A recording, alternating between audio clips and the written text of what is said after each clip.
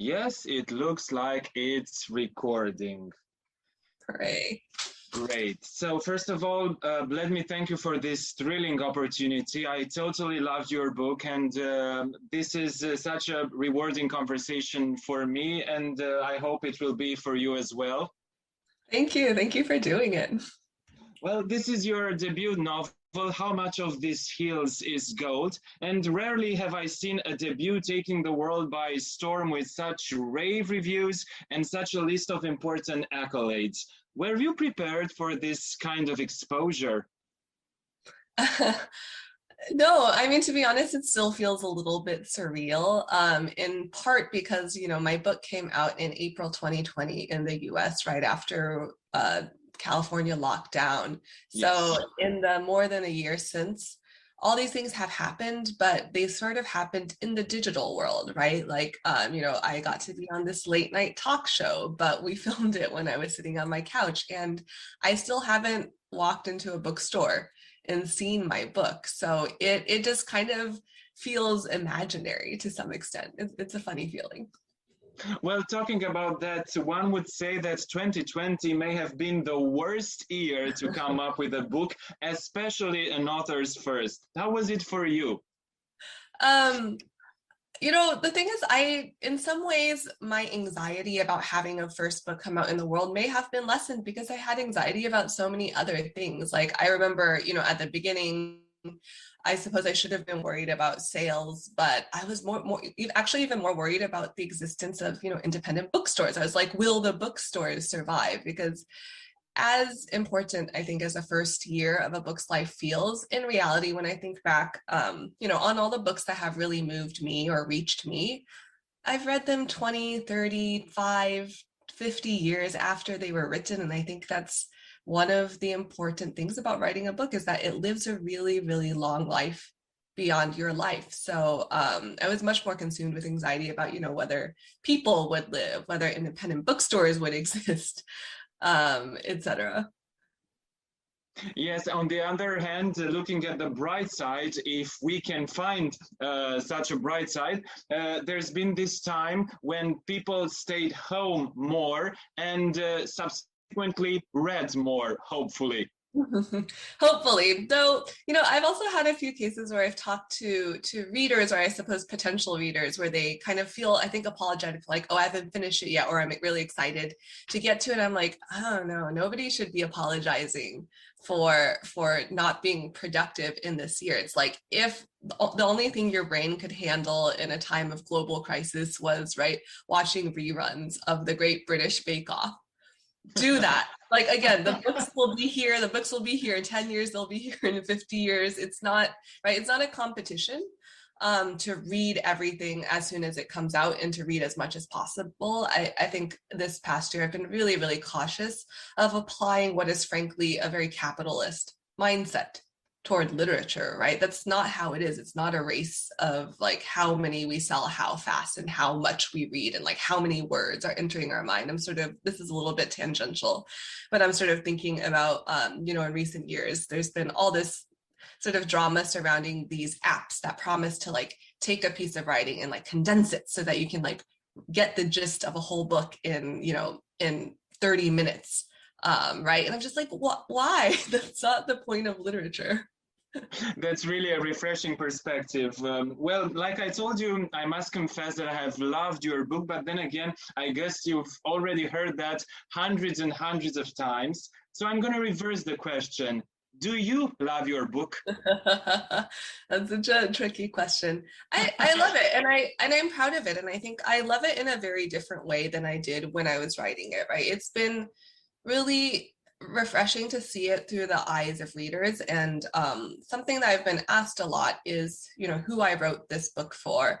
And the first answer was always, I wrote it for me, right? I think that writing ultimately has to begin as a selfish endeavor, because you have to surprise and delight yourself first. I mean, it takes so many years that if you don't have that effect on yourself, it's not going to work. And I do think that thinking too hard about like who's going to read it, who's going to buy it, punctures that sort of intimacy that you have in the writing process. But this year, that answer has changed a little bit, because I think that I wrote it sort of for me, but for me as perhaps a little bit of a younger person, as, you know, an Asian American girl growing up in a country where I felt a little bit lonely and a little bit anxious about my place, and hearing how it's connected with other Asian American women or girls who had that same lived experience has sort of made me a bit more courageous in saying, you know, I wrote this for us. And so it's allowed me to love my book in a new way, to sort of take up more space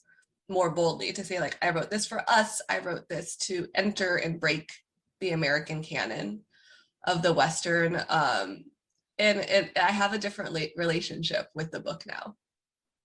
Well, I think my next question links organically to your answer. The book came out of your own experience of, I wouldn't necessarily say immigrant, but rather migrant life during your childhood and your teenage years.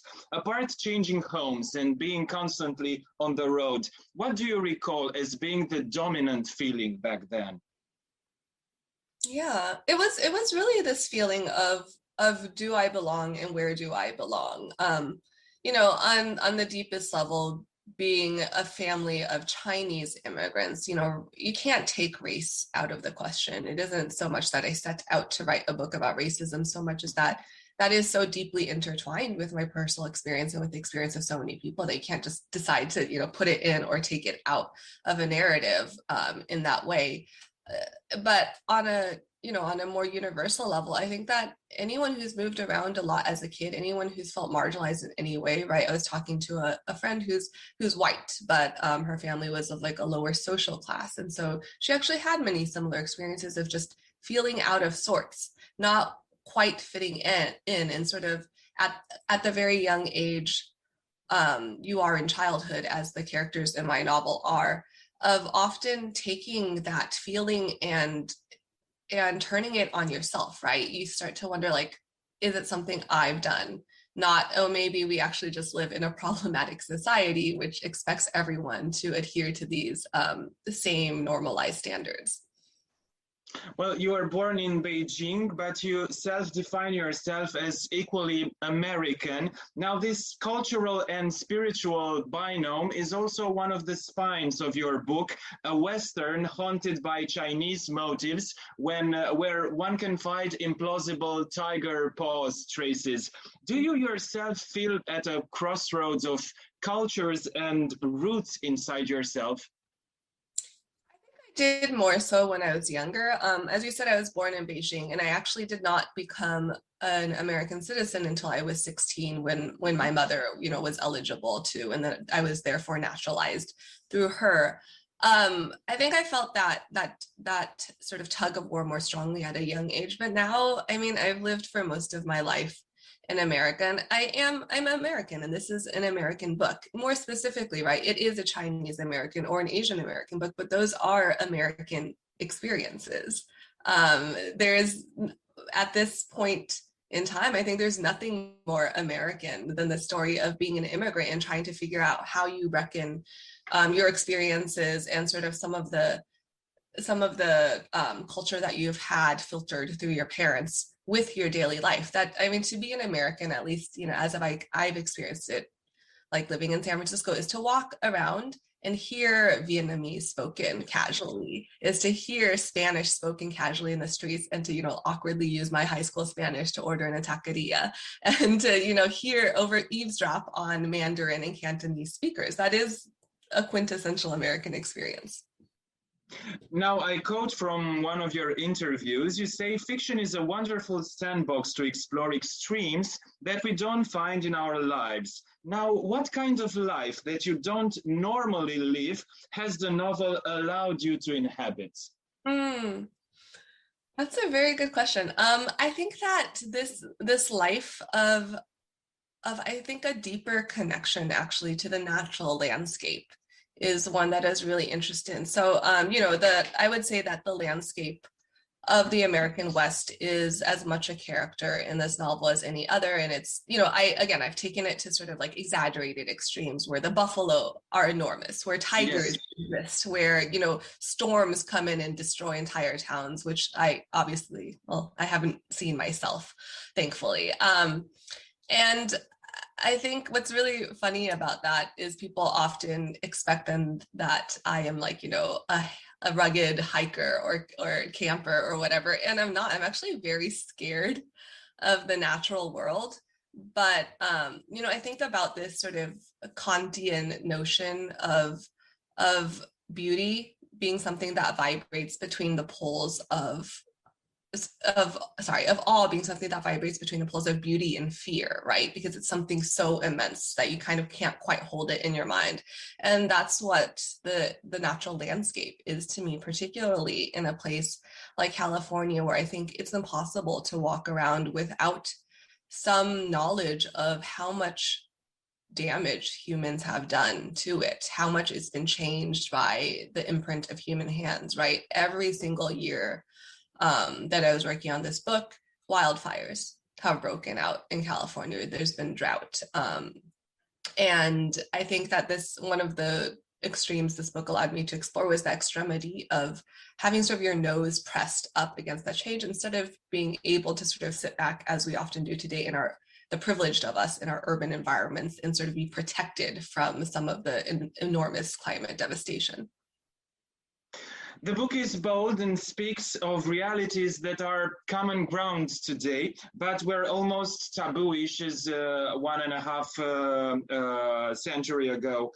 When depicting a character like Sam, for instance, how do you integrate him in that kind of social environment that you describe?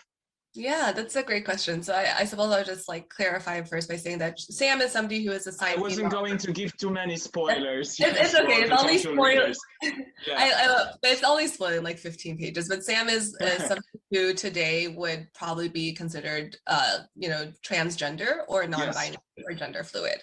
The thing about that is I think often when people ask me that question, they expect that it was difficult, right? Because it was uncommon to find transgender or non-binary people, but the thing spoken of, at least. Yeah, it wasn't difficult at all because one project of this book is to take this time period that's been set down in this very specific way in our sort of cultural memory and in our history books, but to also recognize that recorded history is very, very narrow, right? And it's recorded by people in power who have an agenda and who have a desire to erase, people of color and immigrants and queer people and impoverished people, whatnot.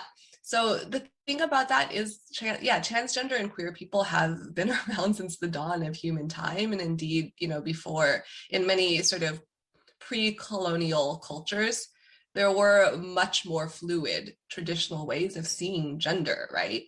I think about, Indian culture traditionally, or many native cultures, which have this concept of like two-spirit people. And so I think that, it wasn't hard. It was just like, these people have always existed, and people like Sam have always existed. Now, The Guardian highlighted your novel, calling it the boldest debut of the year. Did you feel bold when you have started writing it? There were times during the editing process, I think, when I sort of stepped back from the project and saw the number of things that it ended up doing, where I did feel that sort of boldness. But I think, again, in the very first draft, I can't think about, are people going to call it bold? Are people going to call it timid? And I had the sort of luck to have started this novel when I was living outside of America in Thailand for a year, at a time when I had, I only had one friend in the city. I was sort of kind of had hit restart a little bit, or pause on my life.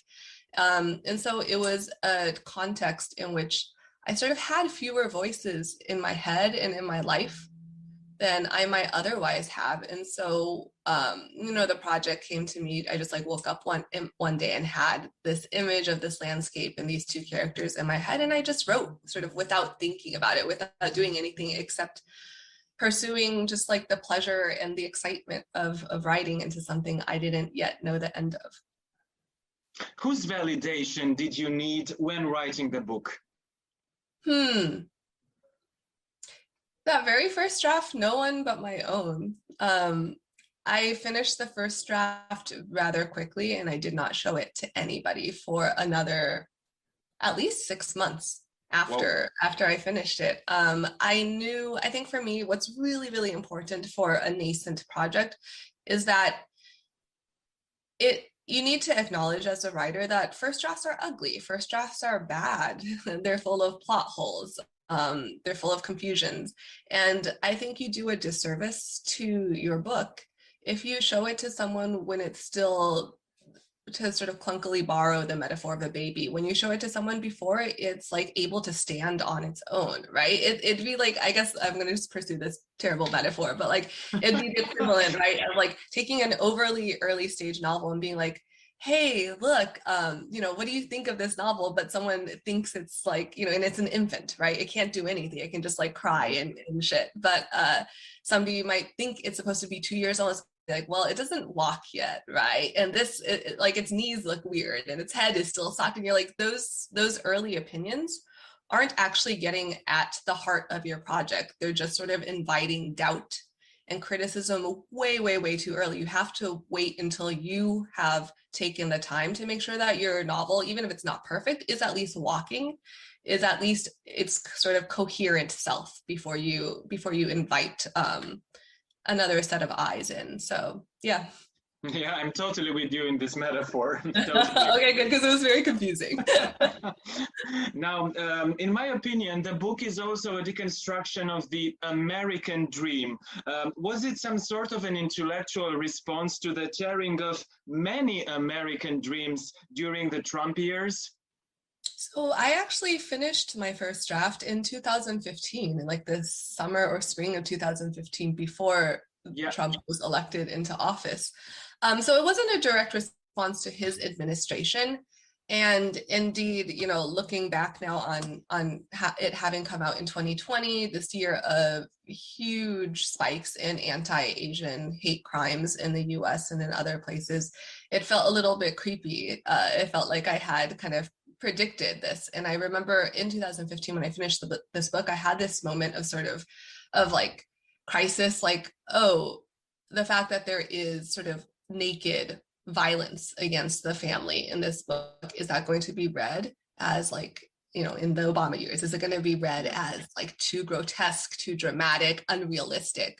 But I think what I was picking up on was that the currents of this kind of racism had always been there my entire life, right? The violence makes headlines today, but the violence is just a sort of a slightly more visible extension of my daily experiences of people, continuing to ask me, where are you really from? Of people leaning on harmful stereotypes of the model minority, of people sort of, masking racism in the form of what they think are compliments, like, oh, you must be so good at math, or your family must love to eat this certain kind of food.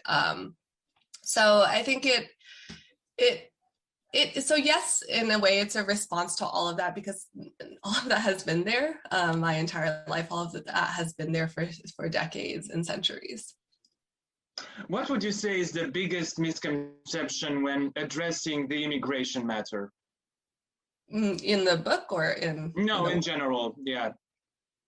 Yeah, I think, oh my God, there are so many, but I think maybe what I would say foundationally is just very simply this idea that immigrants are any different at their heart than anyone else, right? You referenced earlier this idea of the American dream, which, I would sort of summarize as this pull yourself up by your bootstraps opportunity, that it doesn't matter how wealthy your parents are, or if you came from nothing, you can succeed if you work hard enough and believe enough and put in the work, right?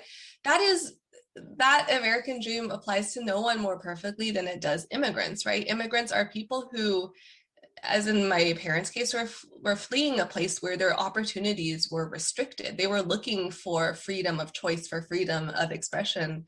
And that's just, I think that, as cheesy as it sounds, if you actually sat down an immigrant family and like a white person from the Rust Belt, I think they would actually find that they have a lot in common. And I think that's the most fundamentally the most incorrect and one of the most dangerous rhetorics. It isn't about like necessarily even about being we're all different and we need to figure out ways to cross that divide, though that's true too. But like I think fundamentally we're all more the same than we are different. And the true enemy is not one another, right? It's not immigrants coming and taking the jobs.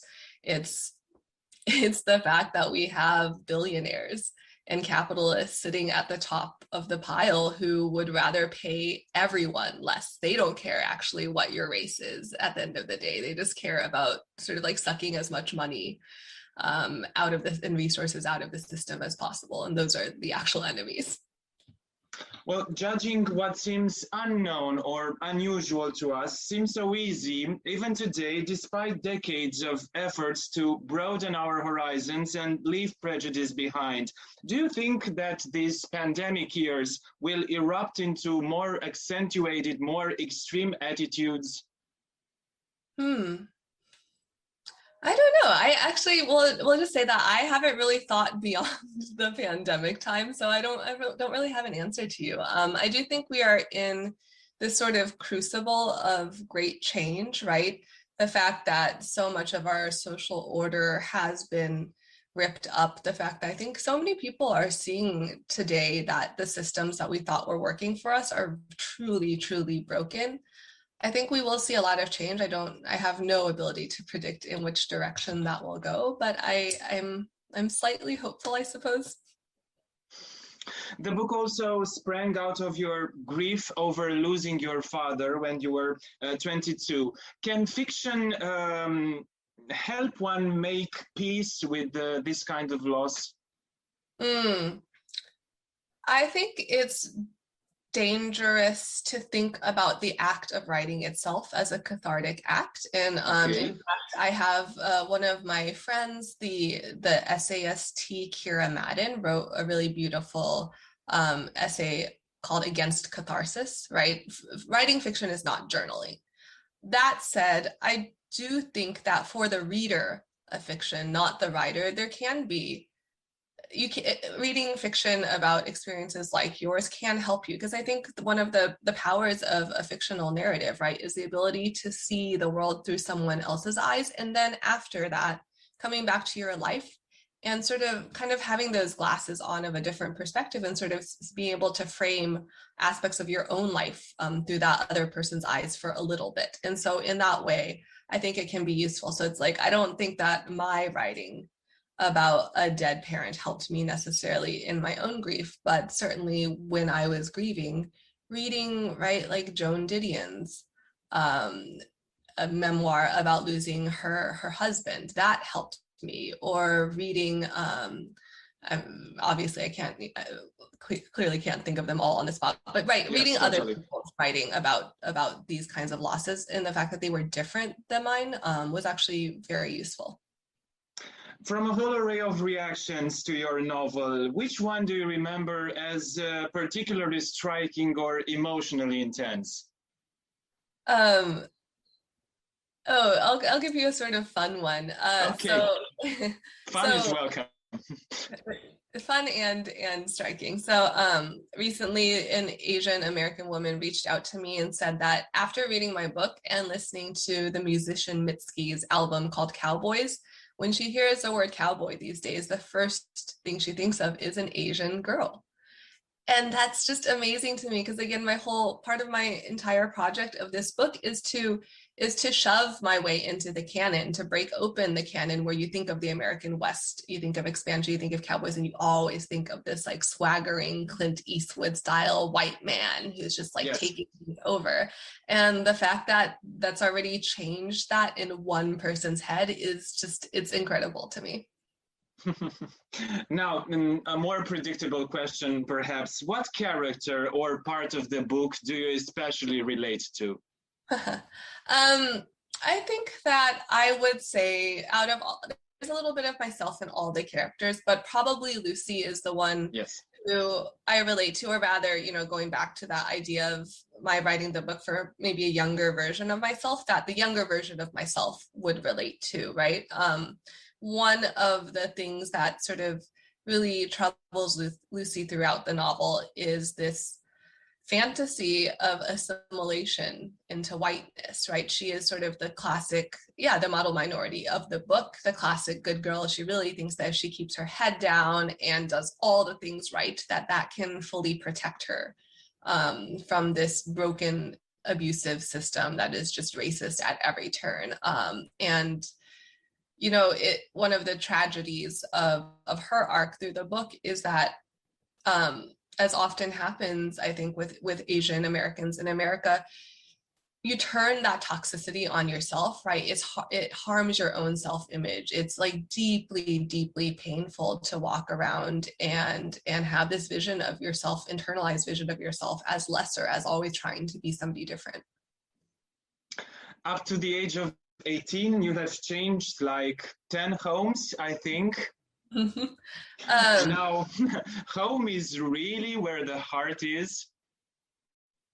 I think so. I just like, if anything, this past year, with the pandemic, like we moved again, and I think that in this past year, it's come to feel like, what is location, what is geography, right? We're all just virtual heads bobbing around in digital space anyways, and it has sort of reminded me of something I have felt for a lot of my life, that yes, obviously I deeply miss being able to like have dinner with my friends and hug them and speak to them in person, but all my most endearing relationships have been ones that have persisted, despite geographical boundaries. Like my best friend, I obviously haven't seen her this year, but even before the pandemic, we had already spent many years living on different coasts of the United States. And so I don't really know where I will end up in another year, but I think friends and loved ones make up the sense of home as much as any sort of physical place. That's a beautiful answer. Now, they say it's not that hard to come up with a brilliant debut novel, but the real challenge is to deliver an equally compelling second book. Now, how do you relate to this quip?